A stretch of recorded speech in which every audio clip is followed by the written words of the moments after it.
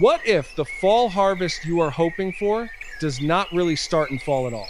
What if the carrots, beets, radishes, turnips, and potatoes you want to pull from cool soil later in the season actually need your attention right now in late July? Picture this for a moment. The air is crisp, the soil is damp and cool. You slide your fingers under the leaves, loosen the earth, and pull up a bright carrot with soil clinging to the sides. Beside it, beets shine deep red, radishes look clean and round, and a few turnips roll into the basket like little white moons. That satisfying fall harvest feels like a fall moment. But the quiet beginning of that basket often happens while the summer garden is still hot. Do not wait for fall. If you wait until the weather feels perfect, many root crops may not have enough time to size up before cold weather slows them down. Late July is one of those strange garden windows that does not look important at first. The tomatoes may still be ripening. The cucumbers may still be climbing. The heat may still be sitting over the beds in the afternoon. But somewhere in the garden, there may also be an empty strip after garlic, onions, early potatoes, lettuce, peas, or spring greens. That empty soil is not a failure, it is an opening. If you prepare it well, it can become a fall root bed. Before we talk about the 14 crops, there is one mistake that can ruin almost every root harvest on this list. It is not choosing the wrong seed packet, although that matters. It is not forgetting to fertilize, although nutrition matters too. The mistake is treating root crops like they can simply push through any soil you give them. Root vegetables tell the truth about your soil. If the soil is hard, the roots struggle. If the top layer dries out while seeds are germinating, the row comes up patchy. If the bed is crowded, the plants may give you leaves, but not the roots you imagined. If water comes in wild swings, some roots split, turn woody, or become sharp and stressed. So before a single seed goes into the ground, start with the soil. A fall root harvest is built before the seed disappears under the surface. Walk to the bed you want to use and look at it honestly. Is the soil loose enough for a root to grow down without fighting? Are there stones, clumps, old roots, or crusted patches near the surface? Does water soak in, or does it run across the top and leave the bed dry underneath? You do not need perfect soil, and you do not need to rebuild the whole garden in one day. But for these crops, the top layer must be gentle enough for tiny seeds and open enough for roots to form. If the bed is tired after a spring or summer crop, refresh it lightly, remove old plant debris that could hide pests, pull any weeds while they are small, loosen the top few inches without turning the whole bed into dust, add finished compost if you have it, especially if the soil has become compacted or crusty, break up clods with your hands, rake the surface smooth. For long roots like carrots, parsnips, and daikon, pay extra attention to depth. These crops do not need a bed that looks fancy. They need a path through the soil.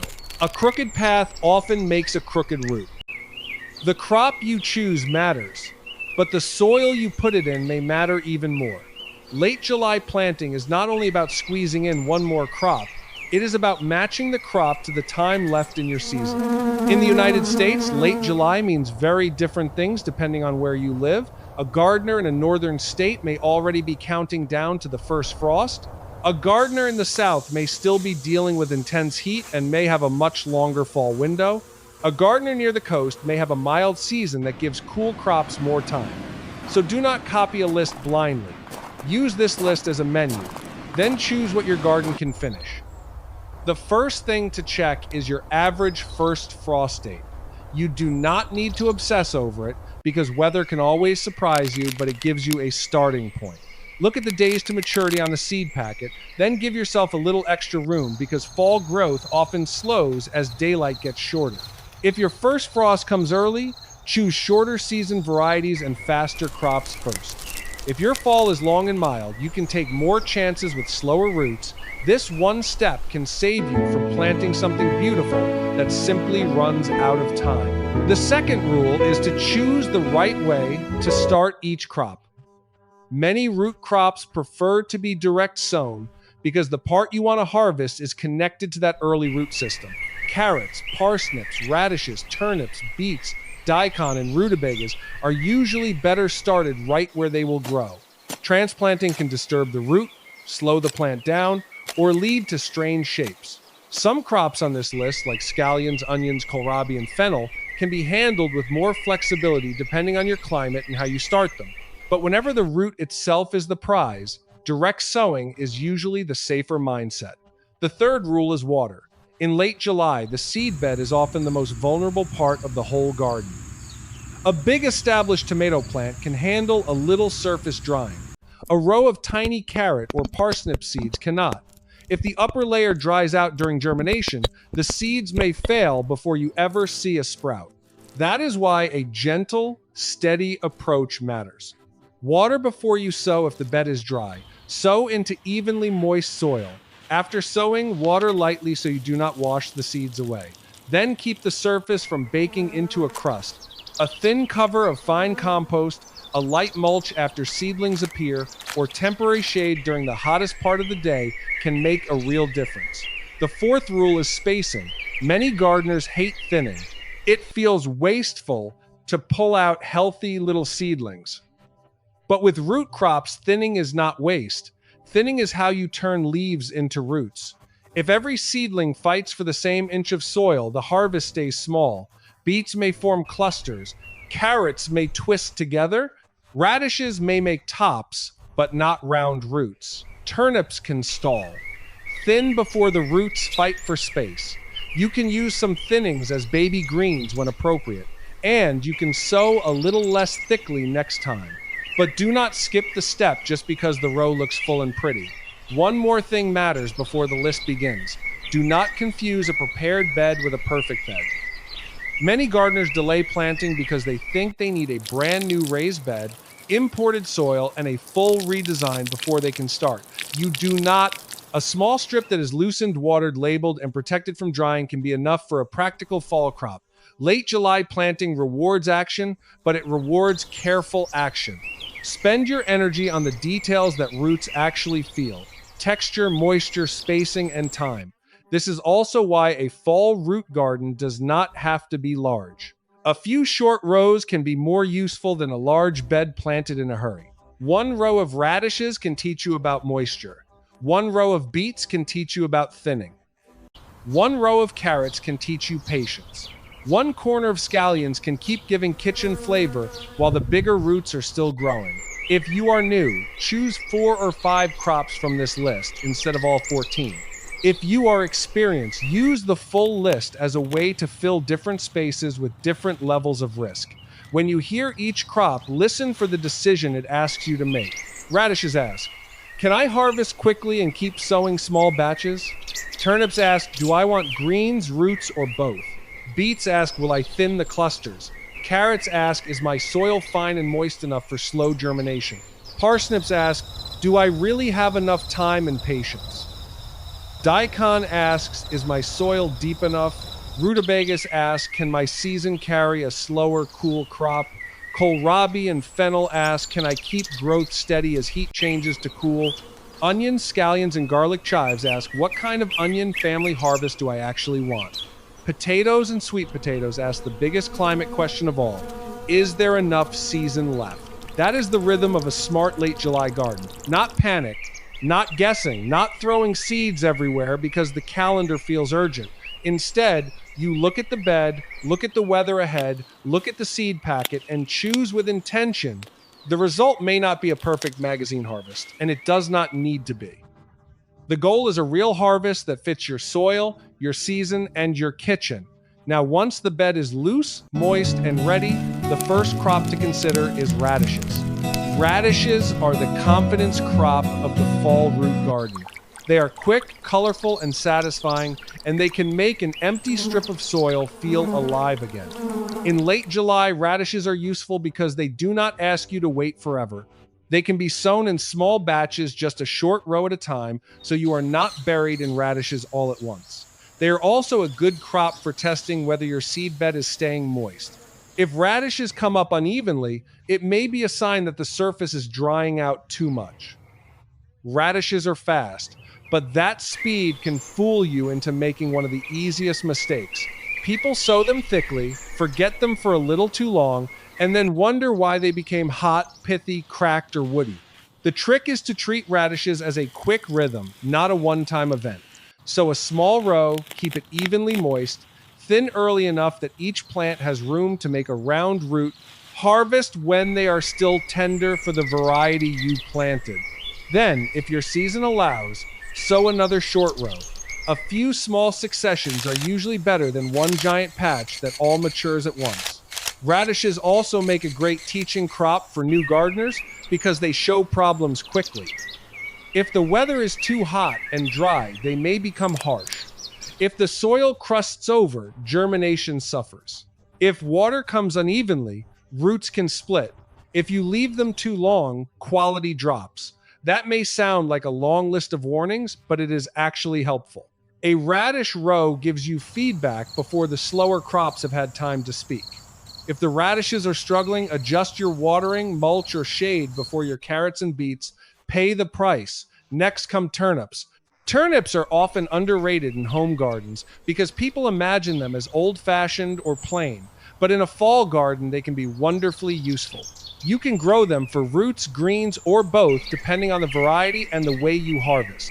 The cool season flavor is part of the appeal. When turnips grow into milder fall weather, they can become sweeter and more pleasant than the stressed hot weather version people may remember. In late July, turnips are a smart choice for gardeners who want a crop that gives more than one kind of harvest from the same row. The key with turnips is not to crowd them. If you want roots, they need space. A thick row may look lush, but all that lush growth can hide small or misshapen roots underneath. Sow them where they will grow, keep the bed moist, and thin when the seedlings are still young. If you want some greens, harvest carefully without stripping the plants bare. If you want roots, do not let the leaves convince you the job is done. The harvest you want is forming below and at the soil line. Give each plant enough room to swell. Turnips also deserve a place in late July planting because they can bridge the gap between quick radishes and slower fall roots. They are not as instant as radishes, but they are not as slow as parsnips. That makes them useful for gardeners who need a practical win. In colder zones, choose varieties that fit your remaining season. In warmer zones, you may wait for a slightly better planting window if the heat is still severe, or you may protect the seed bed carefully. The point is not to force them into bad conditions. The point is to use them when your garden is ready to shift toward fall. Beets are the next crop, and they bring a different kind of value. Beets give you roots and greens, color and substance, and they can turn a fall garden into something that looks rich and productive. But beets have one detail that beginners often miss. What looks like one beet seed is often a seed cluster, which means several seedlings may emerge from the same spot. If you never thin them, you may get a crowded clump of leaves and very small roots. Beets can be forgiving, but only if you give each plant enough room to become more than just leaves. For a late July beet planting, the bed should be loose but not overly rich in fresh nitrogen. Too much leafy growth is not the goal. You want steady growth, even moisture, and room for the root to expand. Sow the seeds, keep the row moist, and watch carefully as the seedlings appear. When they are large enough to handle, thin them so the remaining plants can develop. The thinnings can often be used as tender greens, which makes the job feel less wasteful. Beets reward gardeners who do the small, boring tasks at the right time. Beets are also helpful because they are visually rewarding. The leaves have color, the roots have weight. When you pull one from cool soil and rinse it, the deep red or golden skin makes the whole garden feel successful. But do not let that final image make you rush the early stage. The early stage is where the crop is decided. If the row dries out, germination can be uneven. If the seedlings crowd each other, the roots stay small. If the soil is compacted, development suffers. With beets, small steady care is better than dramatic rescue later. After the quick confidence crops, we move into the roots that ask for more patience, better soil, and a little more planning. The first is carrots. Carrots look simple. Everyone knows what a carrot is. But in the garden, carrots are one of the first crops to show you every problem hiding in your soil. If the soil is heavy, they may come out short. If they hit stones, they may fork. If the surface dries out while seeds are germinating, the row may appear in scattered little patches. If you sow too thickly, and never thin. You may harvest a handful of tiny twisted roots instead of clean, straight carrots. Late July, carrots can be beautiful for fall, but they need respect. Start by preparing the soil more carefully than you think you need to. Break up clods. Remove small stones if you find them. Rake the surface fine enough that the tiny seeds can make contact with the soil. Sow shallowly according to your seed packet. Water with a gentle spray. Then protect that seedbed from drying out. Carrot seeds are small, and they can test your patience. Do not water once and walk away for a week. The surface must stay consistently moist until the row is established. Because carrots are slow to show themselves, it can help to mark the row clearly. Use a garden label, a string line, or a small marker so you do not accidentally disturb the bed while waiting. Some gardeners sow a tiny number of faster seeds nearby as a marker, but the main point is simple. Know where the carrots are and keep that area moist. Once the seedlings appear, the next challenge is thinning. Again, it feels wrong at first, but carrots need space. If you want roots with shape, give them room before they begin to compete. Carrots also teach patience in a different way. You cannot always judge the harvest by the leaves. A big top does not guarantee a big root, and a modest top may still hide a good carrot. As fall approaches, you can gently check the shoulder of a carrot near the soil line rather than pulling the whole row too early. In colder areas, choose varieties with days to maturity that fit your window. In warmer areas, focus on getting germination through the heat and letting the crop mature as conditions improve. With carrots, the magic is not complicated, but it is exact. Loose soil, steady moisture, proper thinning, and enough time. Parsnips come next, and this is where the video needs to be honest. Parsnips are not for impatient gardeners. They can be slow to germinate, slow to size up, and disappointing if your season is too short. But if your climate gives them enough time, they can become one of the most rewarding roots in a fall or cool season bed. Their flavor and texture are part of the payoff, especially when grown through cooler weather. The mistake is treating parsnips like a quick backup crop. They are not that. They are a commitment. If you want to start parsnips in late July, begin with fresh seed if possible, because old parsnip seed can be unreliable. Prepare a deep, loose bed the way you would for carrots, then be even more patient with germination. The seed bed must not dry out during the waiting period. This is where many gardeners fail. They sow the seeds, see nothing for a while, assume the row is dead, and let the surface dry out. Then the seeds never get a fair chance. If you plant parsnips, mark the row and commit to keeping it evenly moist. Parsnips also need careful expectations. In a cold, short-season area, late July may be too late unless you know your season and variety well. In a milder region, it may be a reasonable option. This is where counting back from frost matters. Do not plant parsnips because a list told you to. Plant them because your garden can give them the time they need. When they work, they feel special. When they fail, it is often because they were forced into a season that was already too short or a seedbed that dried out too soon. Daikon radish is a very different kind of root crop, and it can be one of the most dramatic fall harvests in the garden. If you have deep, loose soil, daikon can turn an empty bed into a powerful, satisfying harvest. The long white roots are impressive when pulled from the ground, and they can make a fall garden feel abundant. But that size is exactly why soil matters. A long daikon root does not want to fight through hardpan, rocks, or compacted layers. If your bed is shallow or heavy, choose a shorter variety or a different crop. Daikon is useful because it grows with purpose. It sends that root down, opens the soil, and produces a harvest that is easy to see and appreciate. But it still needs the basics: direct sowing, enough spacing, steady moisture, and a season that fits the variety. Do not scatter seed too thickly and hope for the best. Give the plants room from the beginning or thin them early. If you want large roots, they cannot be shoulder to shoulder. The leaves may look impressive even when the roots are crowded, but the real harvest needs underground space. In some gardens, daikon is also used as a cover crop or soil opening crop, but for this video, keep the focus on edible fall harvest.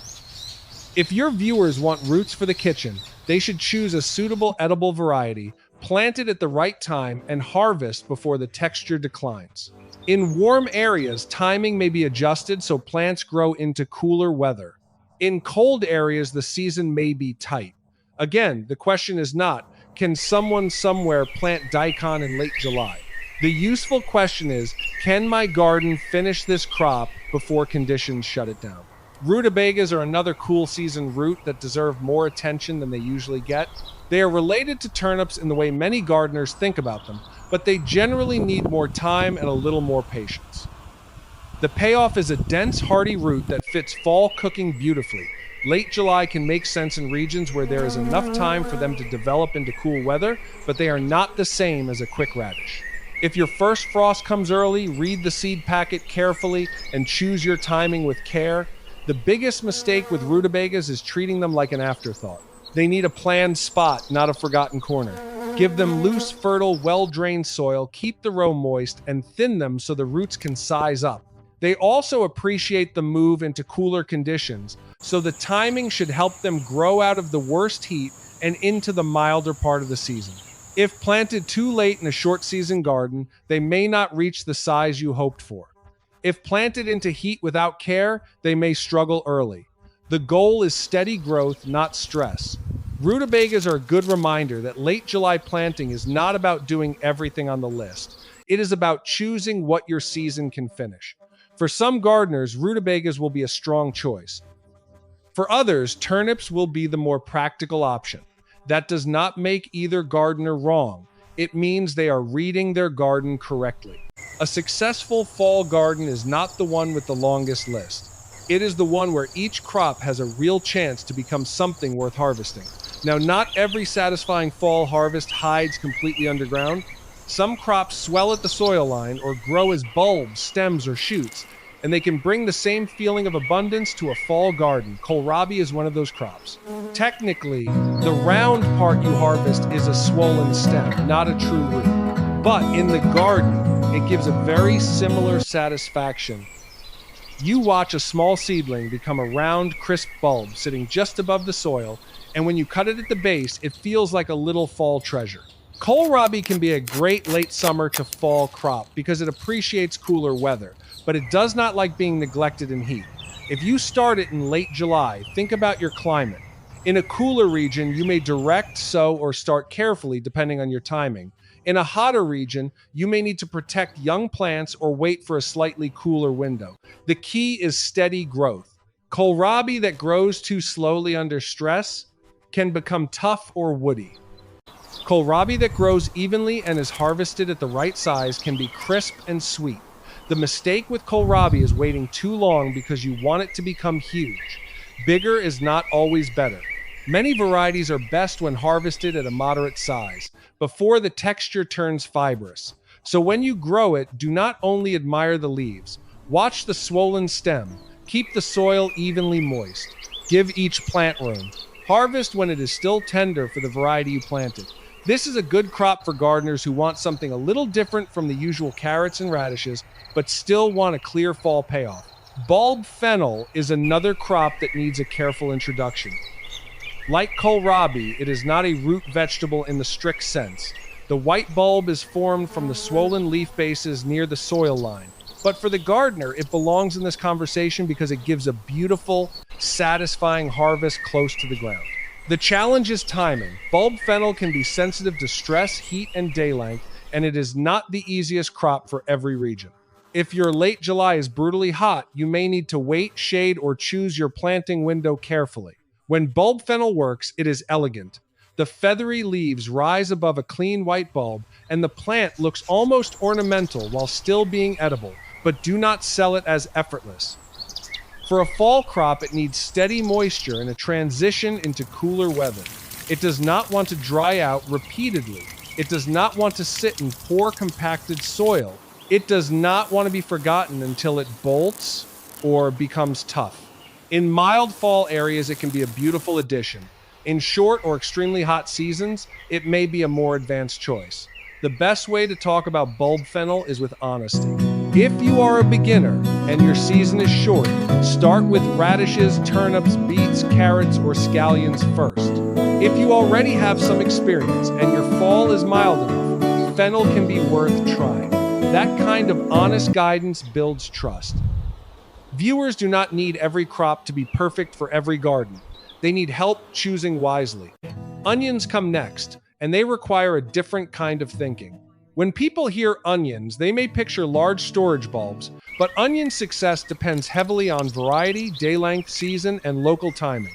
Late July is not a universal moment to plant bulb onions for every part of the United States. In some regions, it may be a time to start planting, start certain types, or prepare for fall and overwintering strategies.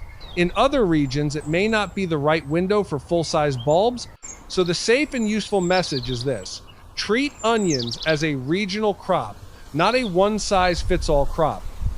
If your area supports fall or overwintered onions, late July may be the moment to prepare the bed, choose the correct type, or start seed according to local recommendations. If your season does not support that, do not force it. You can still use the onion family in easier ways, especially through scallions or bunching onions. For full bulb onions, read local guidance and match the variety to your latitude and season. This is where expert restraint matters. A video that says plant onions now anywhere may sound exciting, but it will disappoint many gardeners. A video that says choose the right onion strategy for your region is more useful. When onions are part of the plan, they need a clean, weed-free bed. Young onions do not compete well with weeds. They also need consistent moisture and good light. Do not bury them too deeply, and do not expect a neglected patch to produce perfect bulbs. If you are aiming for green onions or young harvests, the pressure is lower. If you are aiming for storage bulbs, timing and variety matter much more. In the context of late July fall gardening, onions are best presented as a crop to approach thoughtfully, not blindly.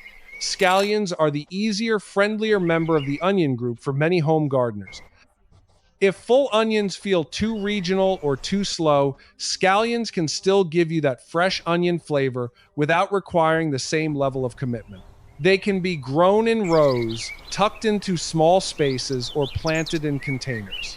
They do not need to become big bulbs to be useful. That makes them excellent for fall planting, especially for gardeners who want reliable kitchen harvests from a small area. Scallions are also forgiving in the way people actually cook. You can harvest a few at a time. You can use the tops. You can let some get larger and pull others young. In a late July garden, that flexibility matters. The mistake is sowing them and forgetting that small seedlings still need moisture. Like other seeds, they need a steady start. Keep the bed lightly moist, control weeds, and give the plants enough light. If your climate is hot, protect the seed bed until germination is stable. If your fall is mild, scallions can become one of the easiest crops to keep producing into the cooler season. Garlic chives are different again. They are not grown for a garlic bulb the way garlic is. They are grown for flat leaves with a mild garlic flavor, and in many gardens they can behave like a long-lasting perennial herb. So why include them in a fall root style list? Because they belong to the same kitchen flavor family that makes onions and garlic so useful, and they can help a fall garden feel productive even when other crops need more time. If a viewer wants something dependable, edible, and useful in the kitchen, garlic chives can be a smart addition. The important thing is to describe garlic chives correctly. Do not promise garlic bulbs. Do not call them a replacement for planting garlic cloves for a bulb harvest. Instead, present them as a leaf harvest with garlic flavor, useful for soups, eggs, stir-fries, and fresh toppings. They can be started from seed, divisions, or transplants depending on what the gardener has available. In late July, the best method will depend on local heat and the gardener's season. Once established, they can provide repeated harvests, but they still need a good start, moisture, and a sensible location. Now, we've reached the final two crops, and they come with a warning because they can be excellent in the right climate and disappointing in the wrong one. The first is potatoes for a late harvest. Potatoes are one of the most satisfying crops to dig because the harvest is hidden. You pull back the soil or empty a container, and suddenly there are real potatoes where there used to be only stems and leaves. That surprise makes them perfect for a fall harvest story. But late July, potatoes are not realistic in every garden. If you want to try potatoes this late, ask 3 questions. Do I have enough season left? Do I have healthy seed potatoes or suitable planting material? Can I protect the crop from the problems that come with late summer, such as heat stress, dry soil, pests, or disease pressure? In some climates, a late planting for a later harvest may be possible. In others, the crop may not have enough time before frost or cold soil stops growth. Containers can help in some situations because they give you more control over the soil, but they do not create extra season by magic. Potatoes need loose, well-drained soil and steady moisture. They do not want to sit in soggy conditions, and they do not want to be baked dry. If you grow them in containers, use a container with drainage and enough volume for the variety. If you grow them in beds, make sure the soil is workable and not compacted. Hill or cover as appropriate for your method. But above all, be honest about your climate. If your first frost is close, potatoes may not be the best late July choice. If your fall is long enough, they can be worth considering. Sweet potatoes are the final crop, and the warning is even stronger. Sweet potatoes are heat-loving, long-season plants. They do not belong in the same category as radishes or turnips for most gardeners. If you are in a warm zone with a long, hot season still ahead, sweet potatoes or sweet potato slips may still be part of your summer to fall plan. If you are in a cool northern garden at the end of July, starting sweet potatoes now is usually not the practical choice for a serious root harvest. This is where the phrase "in warm zones" matters. In warm climates, sweet potatoes can be generous. The vines run, the leaves fill space, and underground the roots develop over time. Some gardeners also use the tender leaves as a green in areas where that is part of their cooking. But for the root harvest, they need time and warmth. They also need loose soil, steady moisture, and room to spread. If you try to start them too late in a short season, you may get vines, but not the harvest you imagined. That is not because the plant failed. It is because the calendar did not give it what it needed.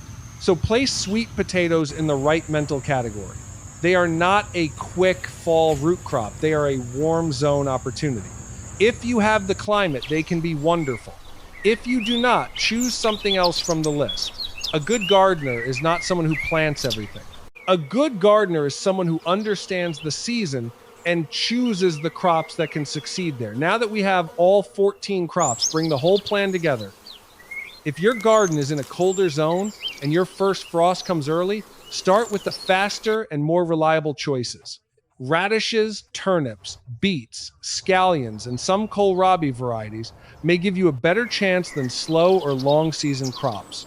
Carrots can still be worth trying if you choose the right variety and keep the seedbed moist.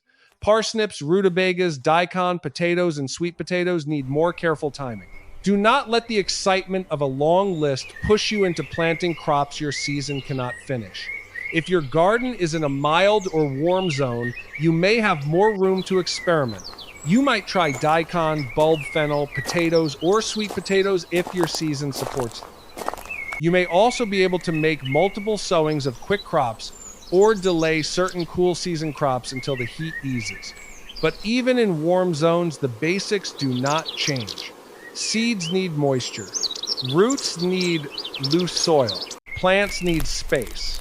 And every crop needs to match the season ahead. If you only remember one thing from this list, remember this. Late July, planting is not about doing everything. It is about choosing the crops your season can actually finish. A small, well-chosen bed of radishes, beets, carrots, and scallions is better than a crowded bed of 14 crops all fighting the wrong conditions. Start with what makes sense. Use the space you have. Prepare the soil better than you think you need to. Water gently and consistently. Thin before the roots fight for space. Then let the cooling weeks of late summer and early fall do part of the work. There is a second quiet benefit to planting root crops at this time. They give purpose to spaces that might otherwise sit bare. Bare soil in late summer can crust, grow weeds, lose moisture, and make the garden feel unfinished. A planted row, even a small one, keeps you engaged. It gives you a reason to water, observe, thin mulch lightly, and learn. That attention often improves the whole garden, not just the crop in that row. Think of late July as a handoff. The summer crops are still doing their work above ground, but the fall crops begin quietly below ground. While tomatoes and peppers take the attention, a line of beet seedlings or carrot seedlings is preparing the next season. That is the beauty of succession gardening. The garden never has to stop completely. It changes jobs. There is also no shame in using containers for some of these crops if your ground soil is poor. Radishes, scallions, some beets, smaller turnips, and certain short carrots can work in containers with enough depth and good drainage. A container will not fix bad timing, but it can give you a cleaner seed bed, looser soil, and better control over moisture. For long roots like daikon, parsnips, or long carrots, choose depth carefully or skip them in shallow pots. The container rule is simple. Match the root to the depth of the container and never let the pot dry out completely while seeds are trying to germinate. As you plant, label everything. This sounds small, but it saves the fall garden from confusion. Write the crop name and the date you sowed it. If you know the variety, write that too. Late July plantings can blur together because several rows may look like tiny green lines at first. Labels help you track what is working, what is late, what needs thinning, and what you may want to plant again next year. A garden label is not just a marker, it is a memory tool. And finally, think about the harvest before it arrives. Picture yourself coming back to this bed when the air has changed, the summer heat is gone, the soil is cooler under your hands. You loosen the row, pull the first radishes, lift a beet, check the shoulder of a carrot, cut a kohlrabi, gather scallions, or tip a container to find potatoes if your season allowed them. Then you carry everything to the hose or the sink. The soil washes away. The colors appear: orange, red, white, purple, green. That is the payoff. The quiet work you do in late July becomes the basket you carry back to the kitchen in fall. Not every seed will be perfect. Not every crop belongs in every climate. But an empty bed at the end of July is not the end of the season. It can be the beginning of one of the most satisfying harvests in the garden. So do not wait for fall. Start with the soil. Choose what your season can finish. Keep the seed bed moist and give those roots room to grow.